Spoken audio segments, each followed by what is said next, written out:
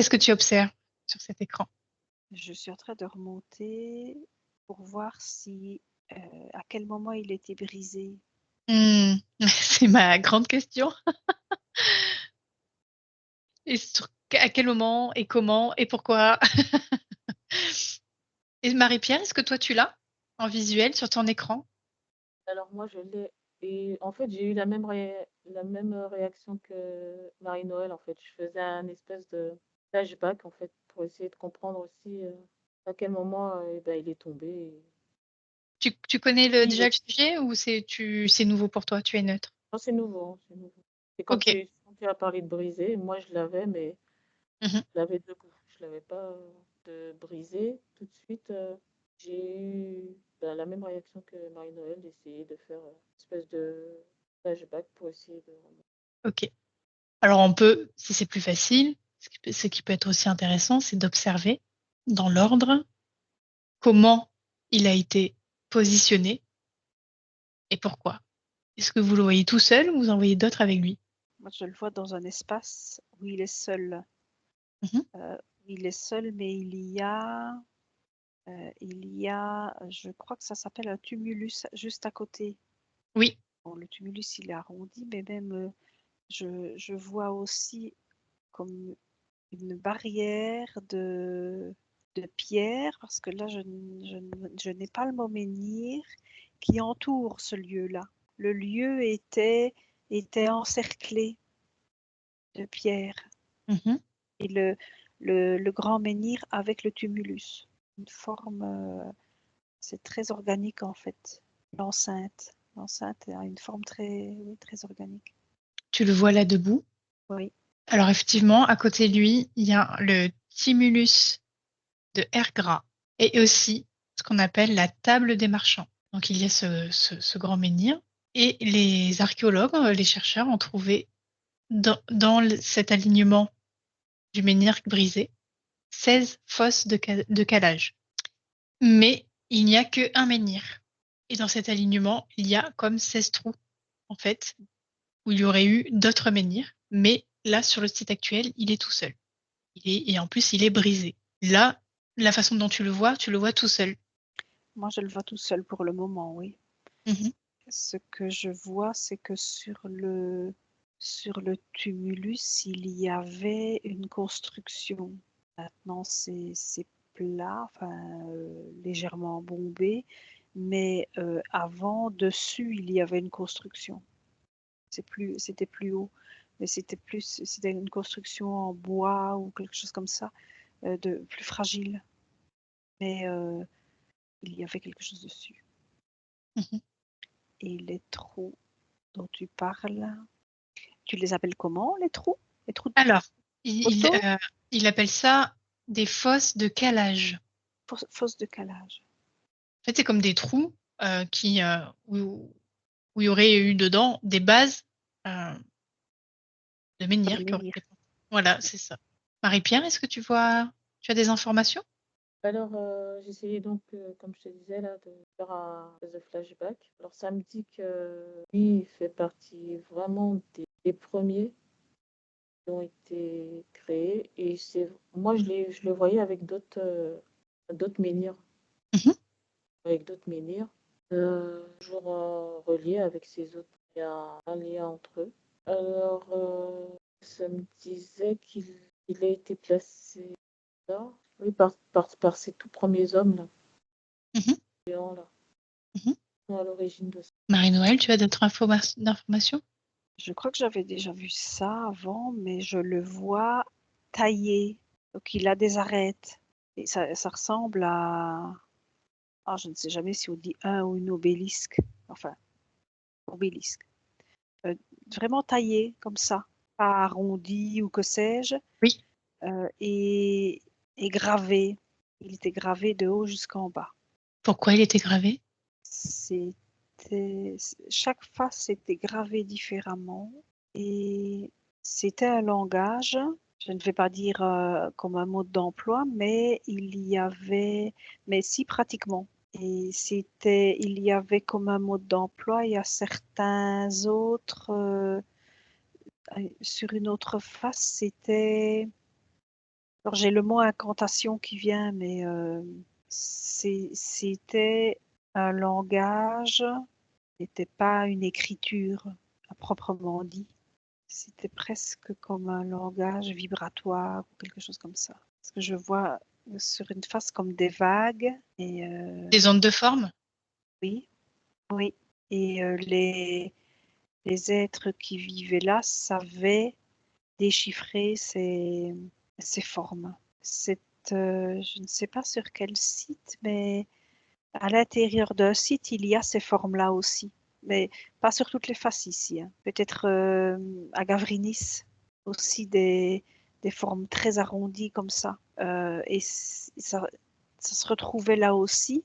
Oui, c'était des ondes de forme. Et les êtres Composé? qui les ont créés le ressentaient exactement et avaient l'information du lieu en C'était se vibratoire? connectant à ça. Hmm. Marie-Pierre, tu veux dire quelque chose peut-être? Bizarre, j'ai mon épaule droit. C'est comme si que quelqu'un appuyait dessus.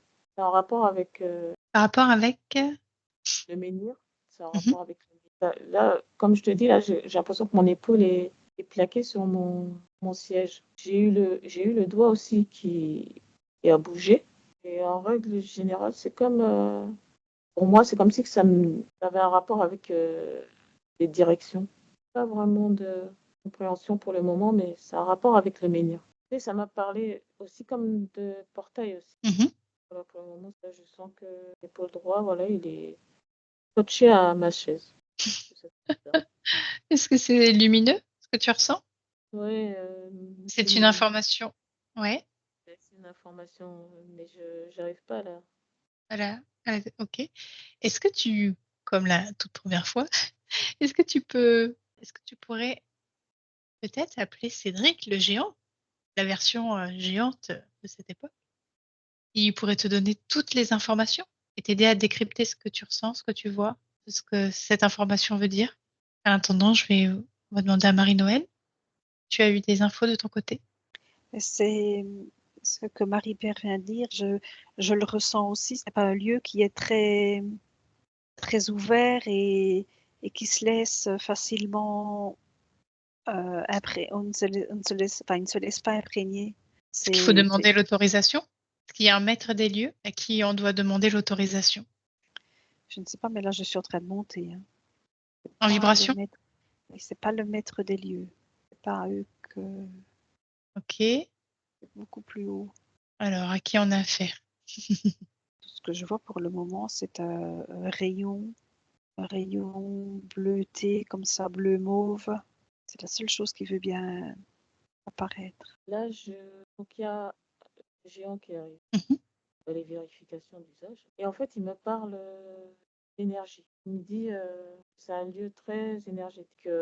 C'est normal que Marie-Noël et moi, on ressente ça d'où on est. C'est comme si que, quand je lui ai dit, enfin, tu parlais d'autorisation là, c'est comme si que, il me disait le fait qu'on soit là déjà, nous on le sait pas, mais c'est OK.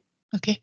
C'est juste l'énergie qui est, enfin le lieu énergétique est très puissant. C'est vrai que les personnes sensibles peuvent ressentir ça. Et bon, il me dit que pour le moment je suis comme ça, mais ça va se calmer en fait.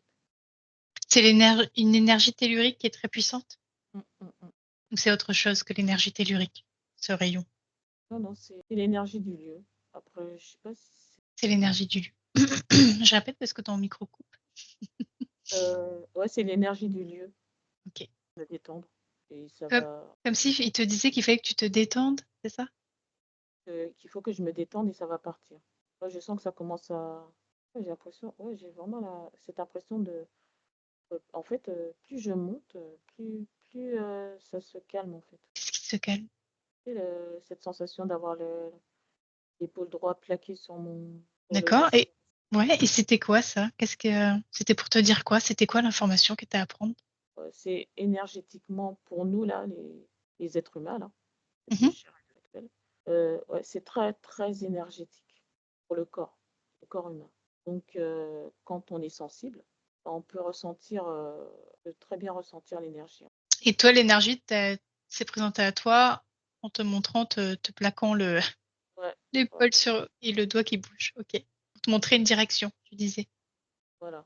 Donc je sens que ça commence à diminuer, en fait. Marie-Noël. Ça me parle de gardien. Elle te parle de gardien. Je, ce que le lieu me disait, c'est que pour faire une comparaison avec ce que nous on connaît maintenant, c'est que ça pourrait être une cathédrale, genre cathédrale de Chartres, puissance 1000.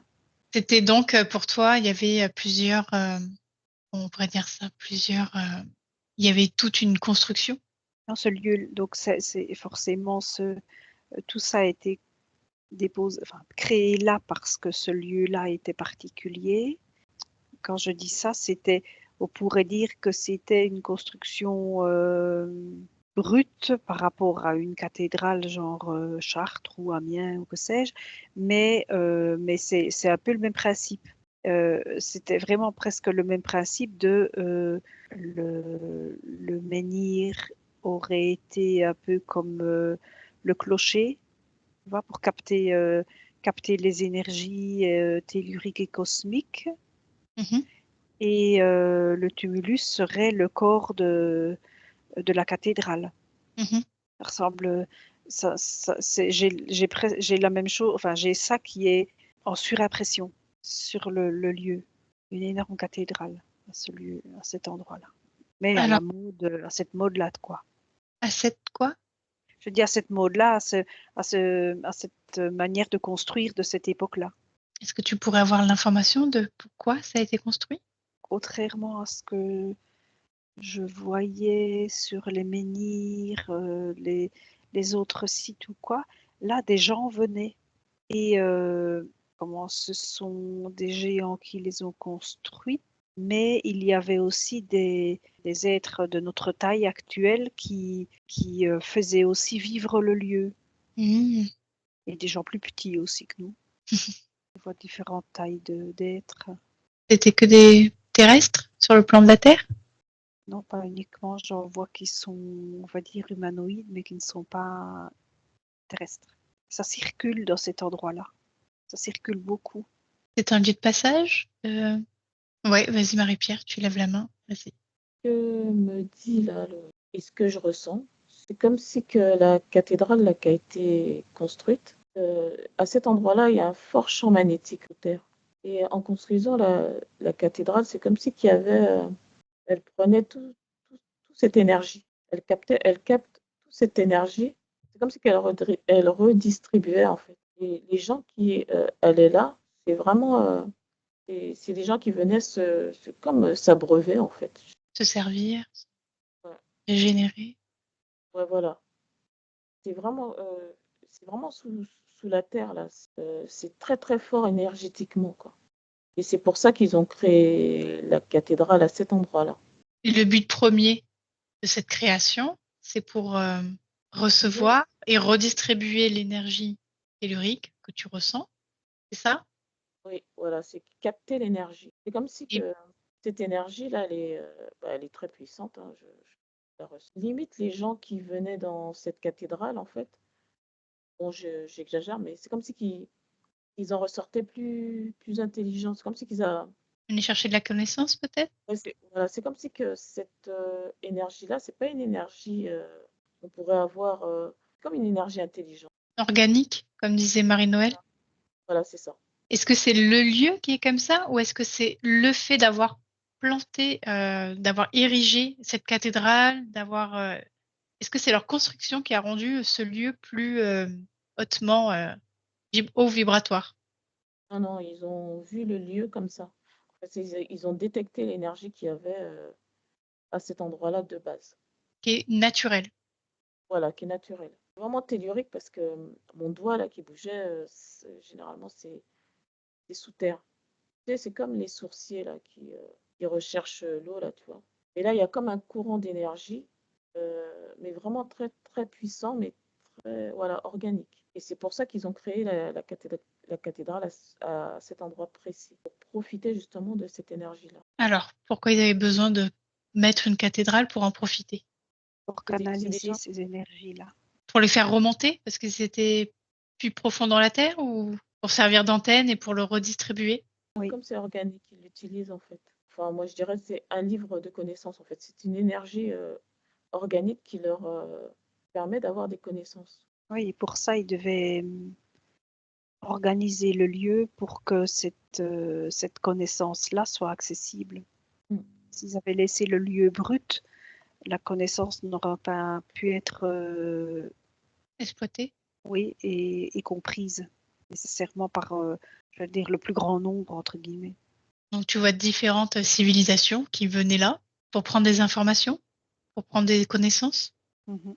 Oui, Il y a un portail à cet endroit-là. Alors, samedi, suite à ces informations-là, ils ont pu créer un portail en fait. C'est de grandes informations en fait. j'ai la tête qui chauffe, hein. Ah ouais, qu'est-ce que ça veut dire? Et, Ton chakra coronal? ouais, le coronal, moi, est pareil. Tu vois, le faisceau dont je te parlais là, c'est comme si que Et traverser. ça me dit aussi qu'il y a certaines personnes qui pouvaient avoir accès à cette connaissance-là. C'est pas tout le monde qui pouvait venir là? Tout le monde pouvait venir parce que l'énergie, elle est vraiment très puissante et très pure aussi, hein. Mais il y a certaines personnes qui pouvaient, suite à cette énergie-là, avoir les connaissances qu'il fallait. Ce site-là, vous le voyez créé avant Karnak ou après? Un petit peu après, mais Oui, moi aussi, j'ai un peu après. Il ne fait pas partie de cet empressement pour sauver la Terre? si tu veux, il y avait des menhirs qui ont été créés pour ça, pour sauver la Terre. Mais en fait, tous les menhirs en fait, qui sont là, donc ils n'avaient pas tous ce rôle-là en fait.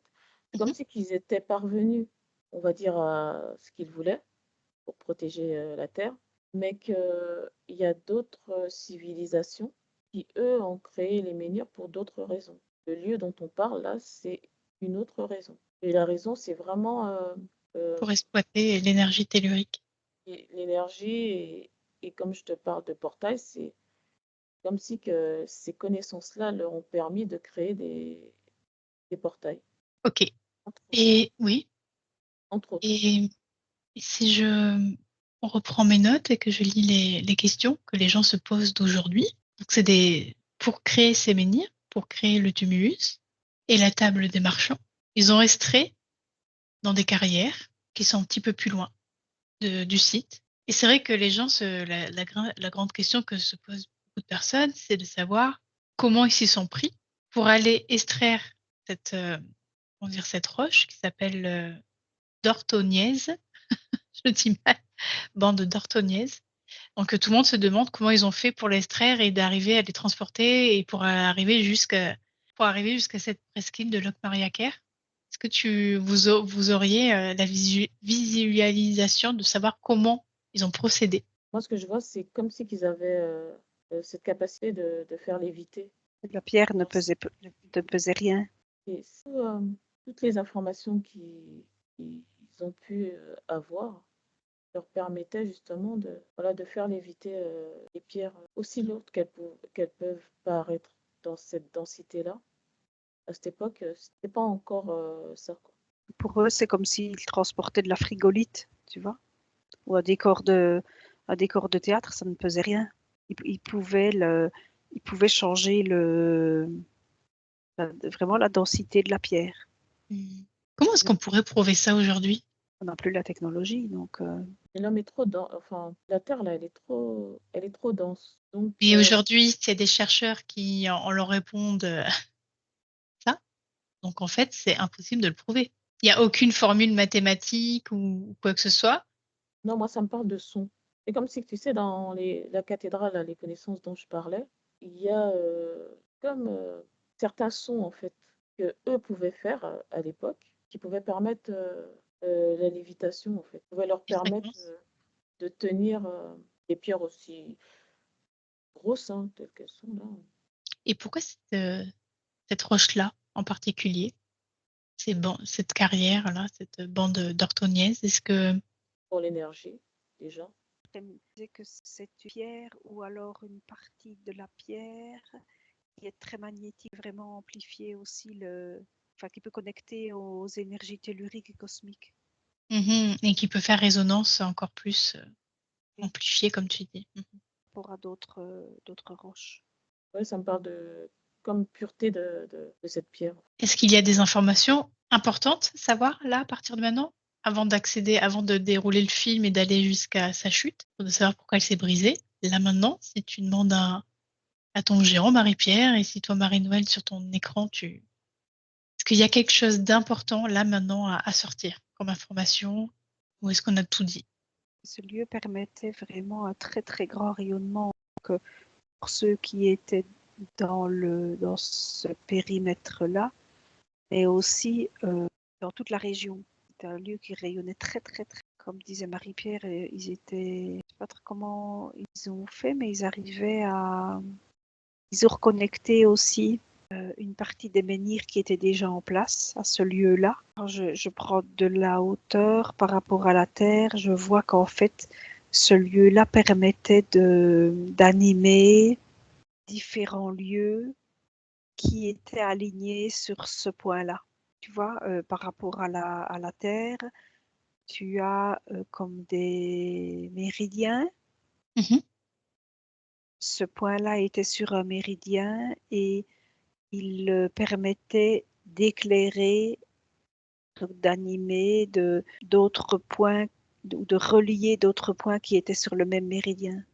Quand Marie-Noël a parlé, je voyais la terre quadrillée en fait. Et effectivement, c'est comme si que c'est comme si que quand Marie-Noël expliquait, en fait, ça me faisait le schéma en fait. Et ce menhir-là, du coup, maintenant, avec toutes ces informations qui est brisé, le grand menhir brisé, tu le vois toujours tout seul, Marie-Noël, ou tu le vois aligné avec, par rapport à ces fosses de calage que je parlais tout à l'heure? Est-ce que tu vois 16 menhirs alignés? Oui et non, parce que je ne les vois pas comme des menhirs. Tu le vois comme un même et un seul menhir avec des arêtes? Je le verrais plus comme j'allais dire presque comme un dolmen. Et alors les points de calage sont les piliers, mais il y avait une couverture dessus. Comme la table des marchands qui est à côté? Oui, les points étaient alignés quand ils en parlent, tu ne sais pas. Parce que moi, je vois Oui, vraiment ça. oui, oui. Oui, ils sont alignés complètement. Je vois ça. Et qu'à à un moment donné, ils étaient recouverts. Donc ce n'était pas juste voilà, comme une allée couverte ou quelque chose comme ça. Intéressant. Et ça, à un moment donné, ça a été enlevé. Je continue à avancer dans le temps pour vers maintenant. Mhm. Et à un moment donné, ça a été à dessein, ça a été enlevé. Ça a été à dessein, qu'est-ce que tu as dit? Oui, donc des êtres ont décidé de les enlever. Mhm. Ça, c'était un choix à un moment donné. Ce n'est pas, je ne sais pas moi, le temps qui a fait s'écrouler. Quelqu'un avait besoin d'une pierre et s'en est servi. C'est à un moment donné les êtres qui avaient mis ça en place ont décidé d'enlever ces parts-là. D'accord. Ok. Et pourquoi? C'est comme si en faisant ça, ils diminuaient la puissance du lieu. Ah, c'était trop fort? Ils voulaient Atténué? modifier quelque chose. Quelque chose qui ne leur convenait plus. Est-ce que tu as des informations, Marie-Pierre? Alors, ton micro est fermé. En fait, c'est comme si que ça m'a dit que il y a des êtres humains qui sont arrivés et c'est comme si que eux ils voyaient le lieu comme un culte. Et ces êtres humains là, qui ont enlevé ça, ils n'aimaient pas trop ça, de voir des gens venir sur le lieu comme ça. Ils ont décidé d'enlever enfin, je parle pour la cathédrale. Alors, est-ce Et que tu es sur la même histoire en même temps que Marie-Noël ou tu es sur un autre moment, plus loin? Parce que Marie-Noël parle des êtres de géants qui ont mis ça, mais qui à un moment donné ont décidé de les enlever. Et toi, tu vois plutôt des humains qui Mais n'étaient moi pas. aussi, hein, je vois des humains. Ah, ok. Je vois En des fait, il y a humains. deux types, enfin, il y a deux types. Moi, je vois, comme disait Marie-Noël, hein, je vois plusieurs types d'êtres, en fait. Comme si que les êtres, là, ils se croisent, enfin, les géants. Et les géants, je les vois comme humanoïdes, hein. C'est les gens qui ont posé ça, qui ont érigé ça, et Il y a qui a plusieurs décidé populations. d'enlever ça. Ah, c'est les plus petits, les Mhm. êtres humains, en fait. D'accord. Et ça C'est les comme si dérangeait, tu disais. oui, c'est comme si qu'il y avait moins de géants Mhm. Ah, à cette période-là. comme si qu'ils commençaient à être moins nombreux. Il y avait plus d'êtres humains, donc on va dire de gens de petite taille en fait. Et donc, bah, c'est comme si que c'est une partie de leur histoire qu'ils ne voulaient plus voir. Ah, qu'est-ce qui s'est passé? Ils voyaient ça comme un culte en fait, je sais pas. C'est comme si qu'on était dans une autre. Euh, Alors déjà, tu as dit deux choses très intéressantes, c'est que les géants, il commençait à moins y en avoir. oui, ouais. Genre, on pourrait vous prendre l'information de pourquoi. Et aussi, pourquoi ces petits êtres-là que tu vois là, voyaient ça comme un culte et alors que c'est un lieu hautement tellurique qui est là pour redistribuer l'énergie, et plutôt lumineux. Et quand même, tu vois des humains qui sont un peu contre ça. Est-ce que dans un premier temps, vous pouvez observer pourquoi les géants ont commencé à disparaître? Sans vouloir t'embêter, j'ai la réponse à la deuxième question. Ah, vas-y, alors commence par celle-là. Tu avais, à ce moment-là, ça faisait quand même un certain temps, on peut parler même peut-être de quelques centaines d'années, voire un peu plus.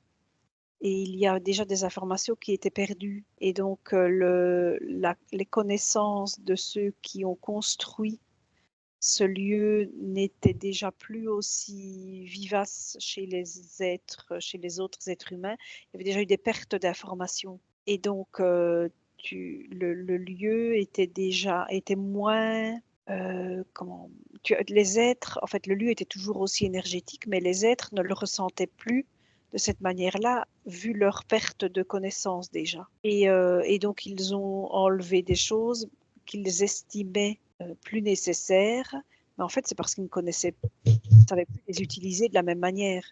Ils les utilisaient, à ce moment-là, c'est comme s'ils utilisaient, on va dire, les 10% du lieu, quoi, de la puissance du lieu, parce qu'ils n'avaient plus la connaissance du reste. Les géants étaient plus là?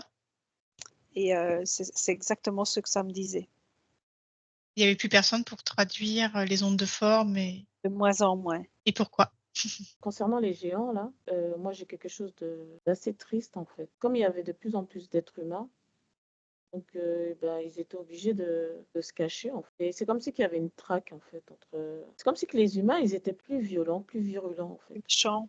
Et donc il y avait comme une espèce de chasse. Les géants là, ils étaient vraiment avec, on va dire avec la source quoi, avec la nature, avec. C'était pas des êtres méchants de base en fait. Non. Et donc, ben, les êtres humains là que je vois, c'est comme si qu'ils étaient plus hargneux. Et donc, il y avait comme une chasse, à tel point qu'ils ont commencé à être de moins en moins nombreux. Ils se sont cachés? Qu'est-ce qui se sont passés? Oui, Il y a eu des géants qui ont été tués? Oui, il y a des géants qui ont été tués. Ouais. Et d'autres qui sont repartis. Ils sont partis? Ils sont allés où? En fait, comme je t'ai expliqué, là, dans ce lieu-là, il y avait un portail. C'est comme si que, Hmm. voyant que les êtres humains, bon, bah, il n'y avait plus vraiment d'entente. Donc, il y en a beaucoup qui ont pris leur portail, en fait, et ils sont partis. Tu vois, il y a la possibilité avec les portails, là, de partir d'un point A, par exemple, de la Terre, et d'aller d'un point B, toujours sur la Terre. Là, c'était pas le cas. Ils sont partis vivre ailleurs, en fait. Est-ce qu'il y en a qui sont allés dans l'intraterre? Moi, j'ai un oui. Hein. Moi aussi, j'ai un oui. L'intraterre, c'est à l'intérieur hein, de la Terre, c'est ça? Oui, oui, c'est ça. Toujours sur Terre avec Gaïa. D'autres dimensions. Oui, voilà, j'ai un oui, mais c'est pas, voilà, c'est ça, Pas c'est un tous. oui. Non, non, c'est même pas ça, c'est un oui, mais c'est comme si que si par exemple, je sais pas, moi je décidais d'aller dans le centre de la Terre, je les verrais pas. Parce qu'ils sont, voilà, ils sont sur une autre dimension. Oui, c'est Enfin, un ça, autre oui. monde. Dans ta Voilà, c'est ça. dimension. Eh bien, dis donc. Et donc, ce menhir brisé, à quel moment il a été brisé? C'est dans cette période de De chasse? hargne. Ça me dit, ouais. Ok. Tu sais, c'est comme par exemple, aujourd'hui, il y aurait une guerre et les êtres humains, ils décident de briser tous les monuments. Alors, ce que tu me dis là, ça ressemble à un autre lieu où j'ai entendu dire, comme disait Marie-Noël, un autre lieu en Angleterre où des catholiques se sont retournés contre les menhirs et ont essayé de les détruire, en fait, de les faire tomber, de démonter tout ce qui avait été mis en place parce que ça ne correspondait pas à leur religion. Donc, est-ce que ces petits hommes que tu vois, c'est ces êtres-là, ces humains, est-ce que c'est ça? Moi, je vois ça, une espèce d'acharnement, en fait, sur le menhir dont tu parles. Mm, mm. Et oui, parce que ça correspondait pas à leur religion dite de l'Église catholique. On leur a inculqué ça, entre guillemets. C'est parce que pour ce menhir-là en particulier, moi j'ai plus un géant qui l'a cassé avant de partir pour éviter, pour couper une bonne partie de l'énergie du lieu et pour que les êtres humains ne puissent plus l'utiliser de manière aussi puissante. Alors après, l'énergie du lieu est toujours là, mais elle n'est plus aussi active parce que il manque l'antenne déjà. Et donc ils ont fait en sorte que les êtres qui restaient là ne puissent pas, on va dire, utiliser cette puissance-là. Voilà, ne puissent plus utiliser cette puissance-là comme elle l'était. Donc, Et justement, ce géant qui a cassé le menhir, je ne sais pas s'il pourrait nous expliquer, parce qu'il a drôlement bien cassé, parce que la façon dont il est positionné aujourd'hui, il est très étudié, il est parce que aligné. en fait, si tu veux, tu as la base du menhir qui est orientée vers le tumulus, et tu as d'autres bouts du menhir qui est orienté de l'autre côté. Oui. Mais en même temps, tu es très aligné. Il a laissé des indices. Voilà, c'est ça. C'est pour laisser des traces pour que les chercheurs se posent des questions. C'est que si à un moment donné, quelqu'un avec, dans son esprit, c'est que si à un moment donné, quelqu'un revenait avec une énergie suffisante et des connaissances suffisantes, il pourrait réutiliser réutiliser ce lieu-là et le faire à nouveau fonctionner à plein régime au niveau vibratoire. Ça a été cassé, mais il a placé les pièces d'une certaine manière pour Voilà. que les gens puissent comprendre à quoi il servait, à quoi le menhir servait. Et bien justement, Howard Crowers soupçonne que le menhir, la base du menhir, comme il n'est pas dans le même axe des deux autres, a été volontairement tourné vers le Oui. tumulus. Oui, pour montrer que tout ça était lié et que c'était un seul ensemble et que l'un ne fonctionne pas sans l'autre. Et selon Howard Crowers, tous ces calculs, a un intérêt numérique qui montre que ces nombres symboliques permettent de comprendre des choses cosmiques. Cet endroit-là et le menhir en question étaient totalement reliés au niveau tellurique et au niveau cosmique. Donc le positionnement était parfaitement étudié. Et la manière dont le menhir était tourné en fonction des arêtes était totalement étudiée. Ils n'ont pas placé, ils ne se sont pas dit, tiens, on fait un trou, on le met là, quoi, tu vois. Et juste de cette manière-là, tout ça était totalement calculé en fonction de l'harmonie divine. Et le fait d'avoir cassé et d'avoir mis le haut du menhir d'une telle manière correspond exactement à la même chose. Ils ont respecté l'ordre. Oui, c'est respecter ça pour que ceux qui en sont capables puissent interpréter. Est-ce que, par exemple, ce chercheur-là, Howard Crowers, qu'est-ce qu'il doit interpréter? Qu'est-ce que nous sommes censés comprendre de ces vestiges, de ces alignements? Bon, même si tu l'as déjà expliqué, Marie-Noël. Ça veut dire quoi? Que si on remettait exactement tout en place, tout refonctionnerait comme avant? Pas tout à fait. Non, c'est toujours un problème de densité. Mhm. Conscience, il faut que les êtres humains Augmente leur conscience pour que cela refonctionne. Mais par contre, ça peut permettre à ceux qui sont là maintenant de faire monter leur vibration malgré tout et de commencer à se rapprocher. Mais ils n'y arriveront pas à ce point-là, mais ils peuvent commencer doucement à se rapprocher. Et lui, il le voit de manière mathématique. Après, tout est mathématique dans l'univers, donc c'est une manière de voir les choses qui a sa raison d'être, en fait. Il peut, à travers ça, si il ajoute, peut-être qu'il le fait, hein, le côté vibratoire, pas le mot qui est juste, mais tant pis, l'information est bonne. L'être qui a déposé les morceaux de cette manière-là savaient ce qu'ils faisaient. C'est pour laisser des traces, des indices. Mhm. Et si au jour d'aujourd'hui, on va sur les lieux, qu'on se positionne à la base de ce menhir, est-ce qu'on pourrait ressentir cette énergie? On pourrait bénéficier de cette énergie tellurique? Moi, je la ressens. Mm. Là, j'ai les ressentis là, sur le corps, donc pour moi, c'est oui. Est-ce qu'il faut être sur les lieux ou juste là, comme ça, en méditation, on peut ressentir Bah là, moi, là, au moment où je te parle, là, je ressens l'énergie, quoi. et quels sont Mais les nous, bienfaits? on y est. Hein. Nous Ouais. deux, on y est. Hein. Et quels sont les bienfaits sur votre corps, sur vos cellules? Oui, ça me dit, ça ravive, Ça régénère, ça régénère ça guérit? aussi. Vous avez l'air de... Au vu du sourire de Marie-Noël, ça a l'air d'être plutôt pas mal. Oui, c'est gai, c'est gai. C'est puissant, mais doux à la fois. Pas du tout une énergie agressive. Tout à fait. Pas trop fort. En fait, l'énergie tellurique est intelligente. Elle s'adapte à ce dont J'imagine. tu as besoin. Mais elle est très très forte, hein, mais elle n'est pas agressive. Voilà. C'est comme un bain de jouvence, ça me dit. Et d'ailleurs, Marie-Noël, cet été,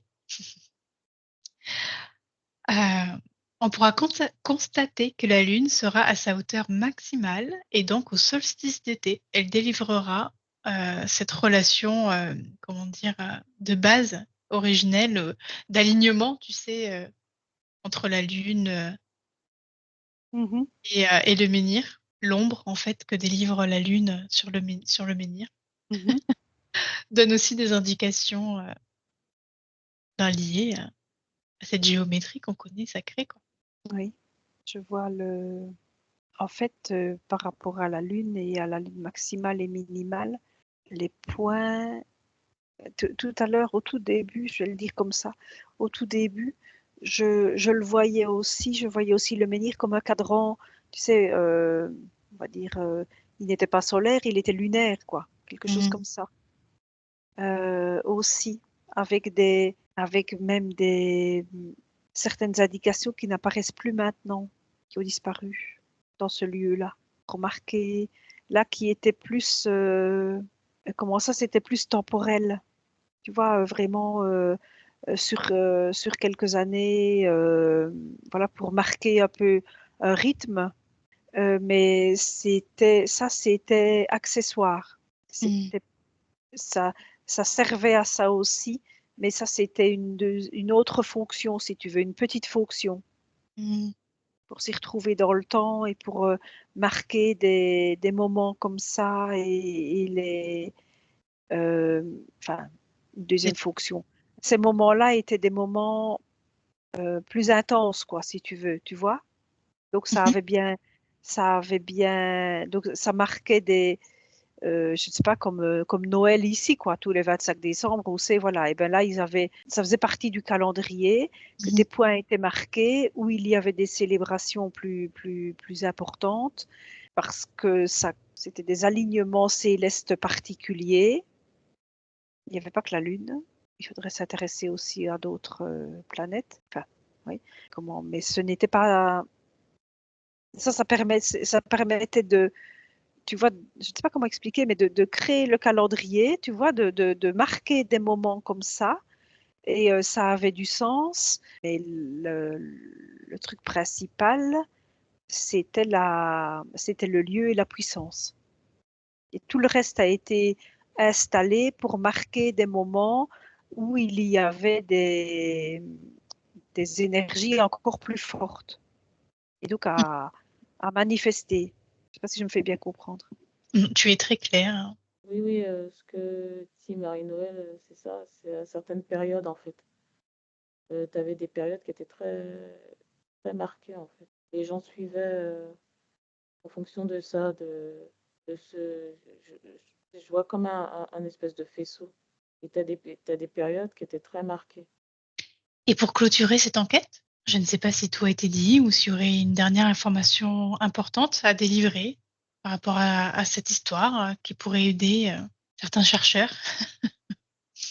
Est-ce qu'il y aurait un mot de la fin pour clôturer cette enquête qui pourrait être utile? Ne pas s'intéresser qu'à la Lune et au Soleil, Mhm. Et quoi d'autre? Quelle planète? Tu as des noms? Je vois Saturne en premier lieu, Jupiter et Saturne. Comment ça? Du coup, il faudrait faire quoi? Le rythme des rotations, ce genre de choses. Aussi le temps lié à ces, principalement je veux dire à Chronos, à Saturne, mais lié au temps. Tu as des compléments d'information, Marie-Pierre? Non, ça va. Ce que dit Marie-Noël, c'est très juste. Donc, c'est tout pour vous deux concernant ça? Ouais, pour moi, ça va. Marie-Noël. Oui, je vois, je ne sais pas pourquoi, mais ça me dit aussi les nœuds lunaires. Mais L- les nœuds lunaires, Ok. astrologie, parce que Ouais. c'est censé être des points fictifs, mais ça me dit ça, les nœuds lunaires, que ça aurait une importance. Ça voudrait dire qu'ils les connaissaient déjà aussi. Je vais regarder. Est-ce qu'il faut que je... Ceux qui font de l'astrologie connaissent, mais voilà. Les nœuds lunaires sont les points de l'orbite de la Lune où elle traverse l'écliptique, la trajectoire du Soleil dans le ciel. Mhm. Donc il y a un truc à voir avec ça. Ils les connaissaient déjà. Voilà. Il y aura un truc à creuser de ce côté-là. Oui. Ok. Très bien. Suspense. Mystère et boule de gomme. Très bien, je vous remercie, Marie-Noël et Marie-Pierre. C'est bon pour vous? Oui. Plus rien à dire. Ok.